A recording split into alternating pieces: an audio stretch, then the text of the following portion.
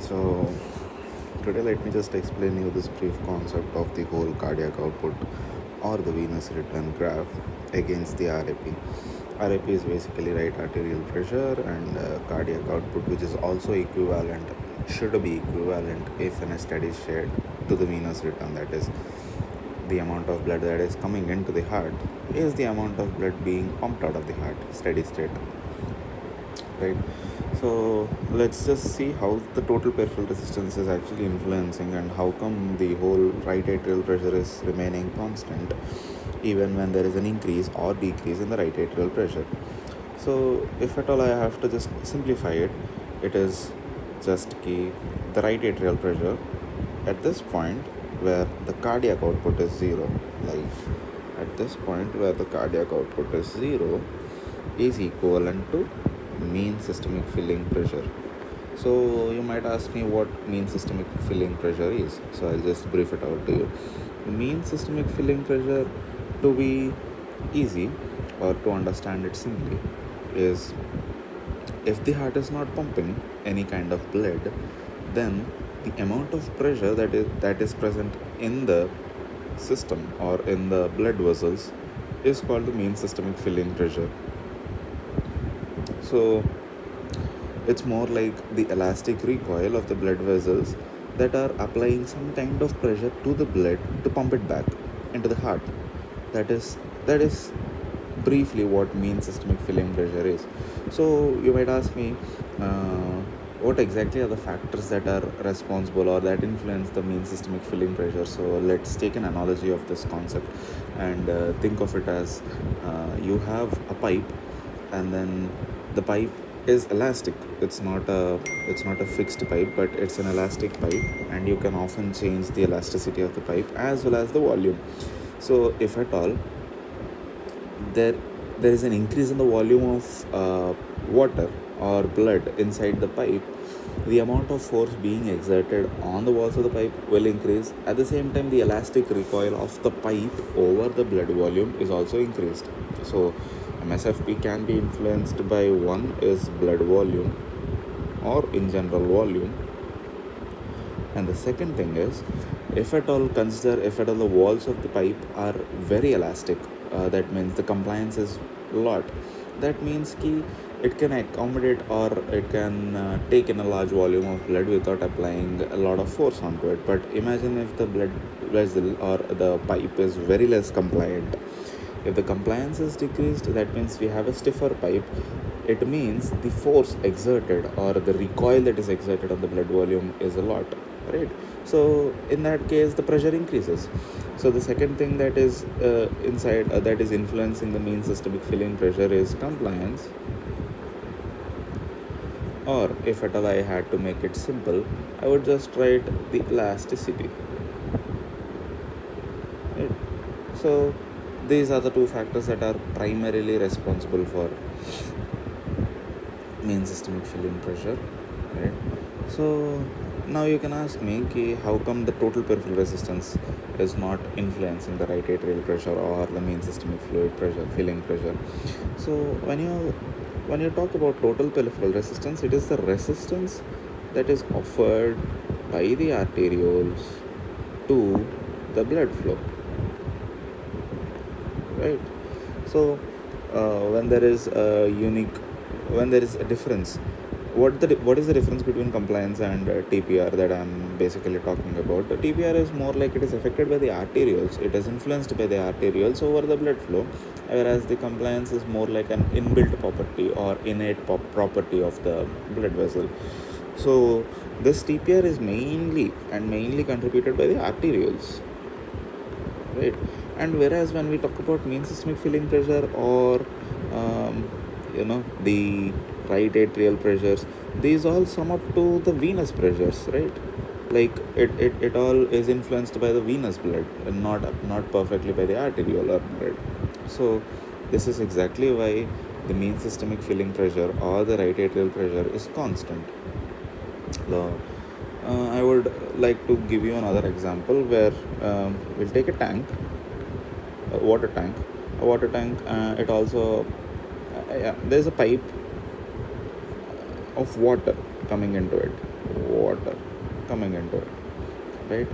So imagine this is the right atrium, this is the amount of water, and let me take uh, sorry, we'll just keep it this way,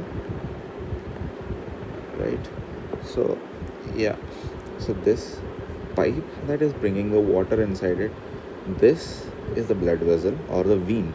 So this is the venous return, or the this is venous return, right? Let's just keep it simple that way. mm, yeah.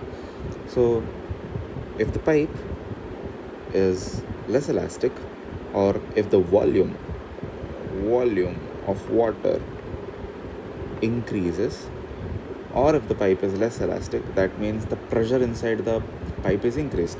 So if volume increases,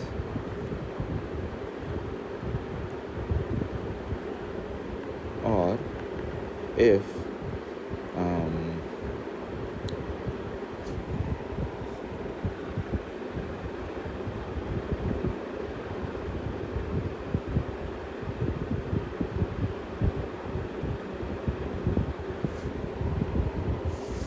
compliance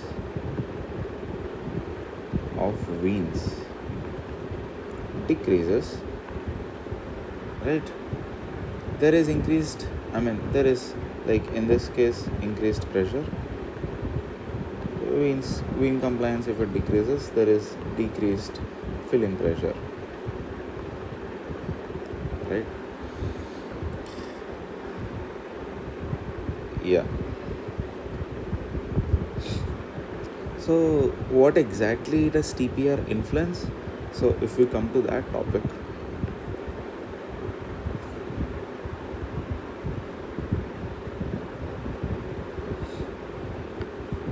TPR. So imagine TPR is more like the afterload. That is something that everyone knows, right? So if the TPR is increased, that means you are increasing the afterload.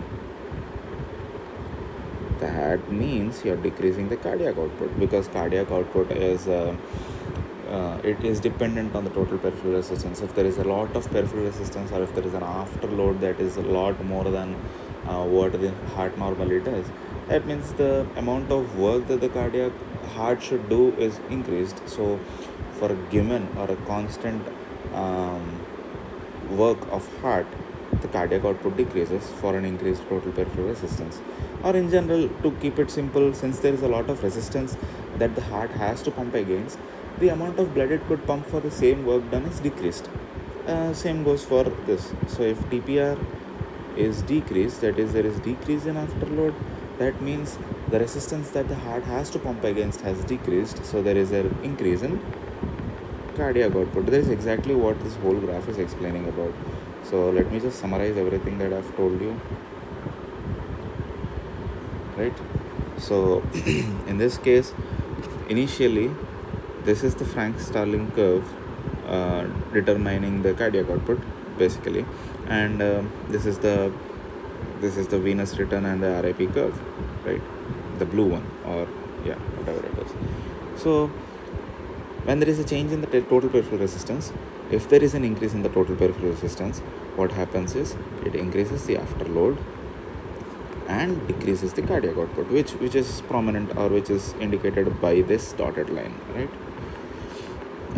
If it is the opposite, that is, there is decrease in the total peripheral resistance, there is decrease in the afterload, that implies there is increase in the cardiac output, which is shown in this graph, right?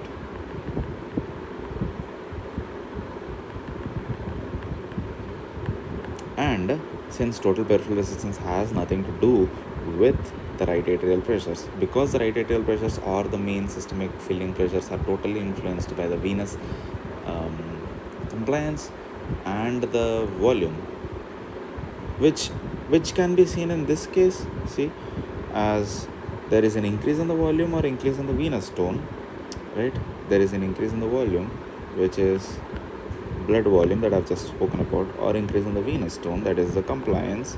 There is an increase in the right atrial pressures, that is an increase in the main systemic filling pressures, or there is decrease in the mean systemic filling pressure depending on decrease in the volume and decrease in the venous tone.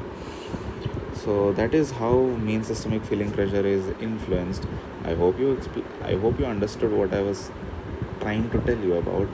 This was a tricky concept that I found very difficult, so I thought, why not just let everyone know?